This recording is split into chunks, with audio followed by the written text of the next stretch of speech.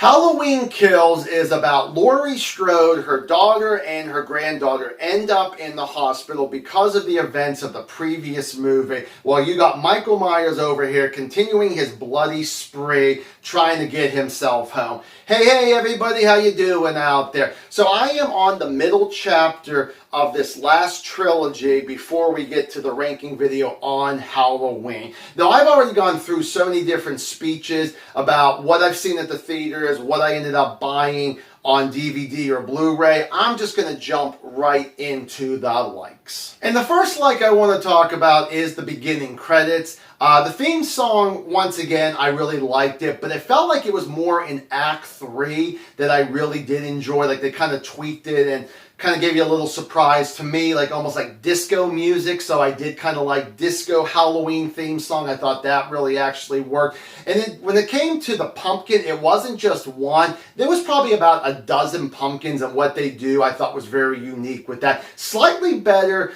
than the Halloween 2018, even though I liked how that was, but still not as good as Halloween 2 1981. Another thing that I really was surprised about is that when they would do a flashback back to 1978, most of the time they were trying to do their own thing there. There was a little bit of Carpenter's, clips in there with like Laurie when she was very, very young. But when they tried to do their own little version, they did a really good job. It looked fantastic. It really looked almost as good as the original movie that did come out in 1978. When it comes to Michael Myers, played by James Jude Courtney, which I apologize, I forgot to mention his name in the previous movie.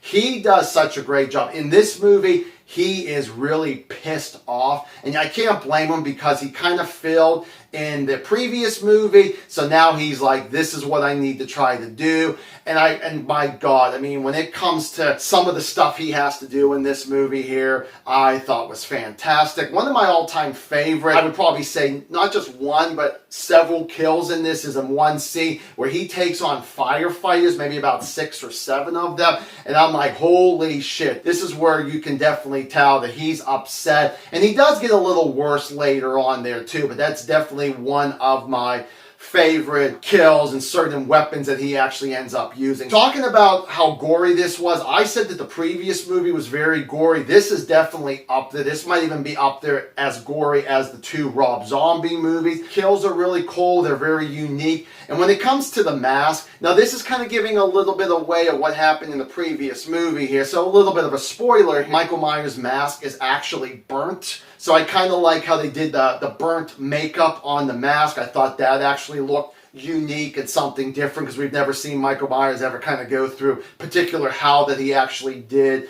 in the last movie than any of the other movies in the franchise. And the final like has got to be, I really enjoyed, I thought it was very cool that they do a little bit of a tribute to Halloween 3 Season of the Witch. And moving on to the dislikes, well, let's start with the story and the script. Going with the storyline, in a nutshell, you got Laurie, her daughter, and her granddaughter at the hospital getting themselves checked out because of what happened in the previous movie. You get this angry mob that comes together who wants to kick the shit out of Michael Myers, kill him, and get rid of him once and for all. You got Michael Myers wherever he is killing people, and then you actually have something about Michael Myers' house, which usually always ends up somewhere in these storylines here. So you got like 4 different things going on, and unfortunately there is nothing fun, nothing interesting, nothing entertaining about this story. I really do not like this particular story. And then the script, Evil Dies Tonight, one of the worst lines in the world, and they say it about 15 to 20 times. It's not just one person, there's other people that say it there too,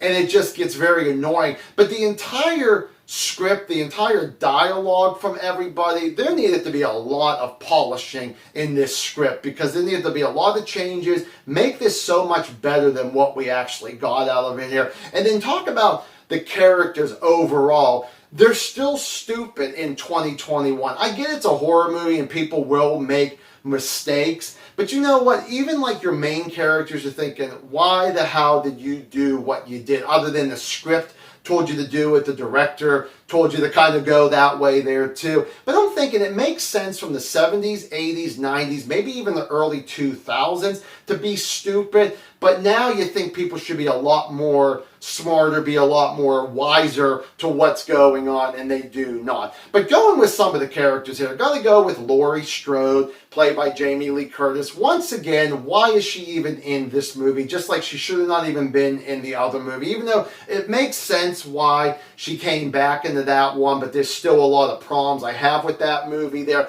This one, she's sidelined. She hardly really does anything in this movie, and I understand she's in the hospital being taken care of. You actually have her daughter, Karen, played by Judy Greer. Same thing as the version in 2018. I don't like her as an actress. I think that she's actually worse in this. I think she has like some really bad lines, the way she delivers it.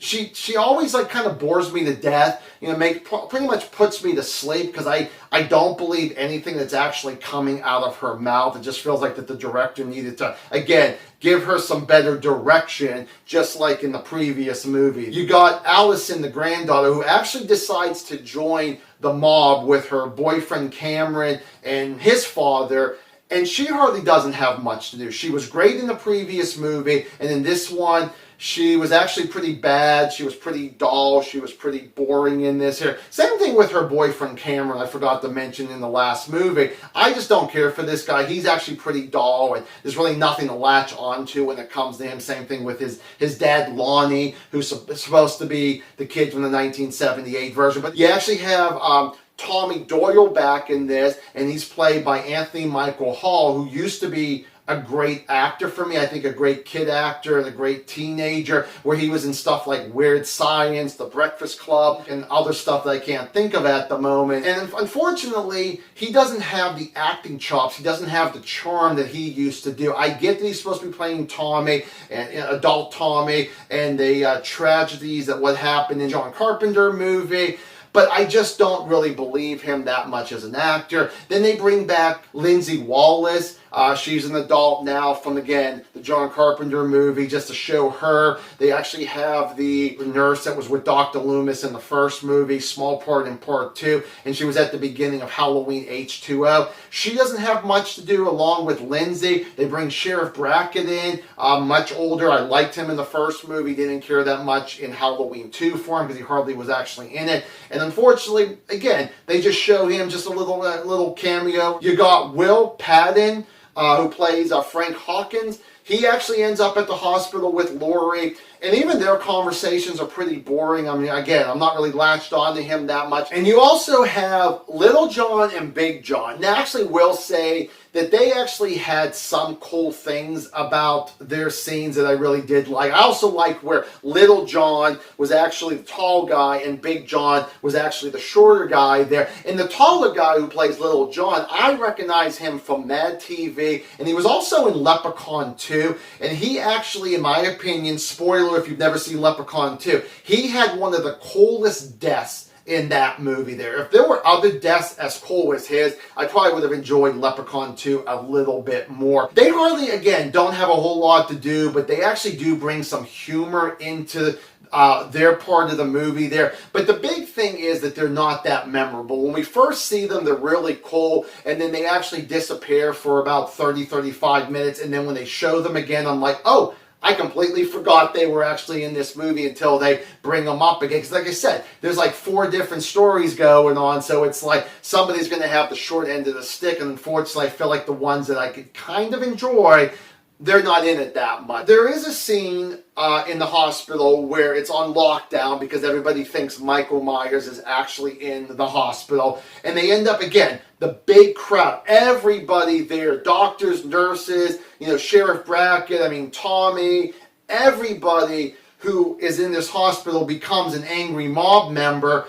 And they're going after someone. And when you see the movie, it's pretty obvious that it isn't who they're actually looking for. And I'm like, you guys are just that stupid, and it makes no sense why you guys are that dumb. And just that whole hospital scene of the lockdown and the craziness that goes down behind that there has got to be the worst scene. And the final dislike is going to be Act 3. When we finally get to that big battle versus good and evil, it was so stupid that what people were doing and what they were thinking they were doing was actually a good thing. And I'm like, no.